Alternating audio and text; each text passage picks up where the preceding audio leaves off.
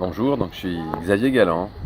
Donc je travaille à la Maison régionale de l'environnement et des solidarités.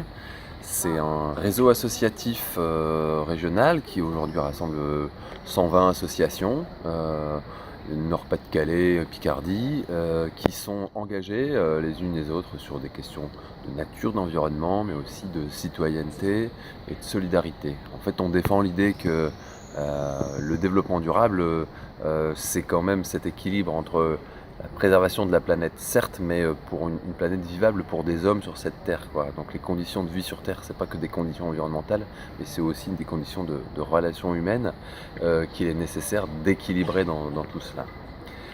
Donc l'engagement de ce réseau, l'engagement de cette association qui existe depuis 40 ans maintenant, c'est quand même pour faire face aux crises environnementales, climatiques et sociales qui n'arrêtent pas de se développer, et que pour faire face à l'urgence climatique que nous avons face à nous, on peut peut-être un tout petit peu se réjouir qu'il fasse beau ces temps-ci, mais qu'il n'y ait pas plu dans notre région depuis 6 semaines. Ça a quand même un caractère un peu inquiétant. Pas juste sur la végétation, sur les récoltes, sur ce qu'on va mettre dans nos assiettes aussi cet hiver. Enfin, il y a toutes ces questions-là que cela pose. Face à ces enjeux-là du changement climatique, où c'est inexorable, aujourd'hui il est évident que c'est bien l'origine anthropique de ce changement climatique est confirmée par 99,8% de la communauté scientifique, donc ce n'est plus contestable, sauf par quelques illuminés. Et le drame, c'est que parfois ces illuminés sont les gens au pouvoir.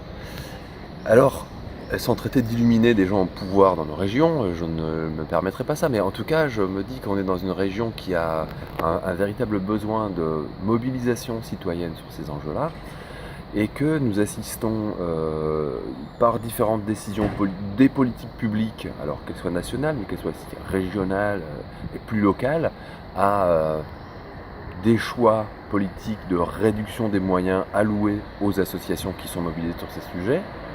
Et en parallèle de quoi, on assiste aussi à une forme de criminalisation de ces actions citoyennes. Alors que c'est l'un des leviers de la compréhension des enjeux, passe par les gens, ça concerne les gens, ça doit se faire avec les gens, ça ne doit pas se faire contre les gens. Donc le travail de nos associations citoyennes qui aujourd'hui se réunissent pour ces universités d'été, c'est de confirmer l'intérêt que nous avons d'exister, d'agir ensemble, et de se renforcer dans ces luttes qui sont juste légitimes, justes et bien fondées pour l'humanité.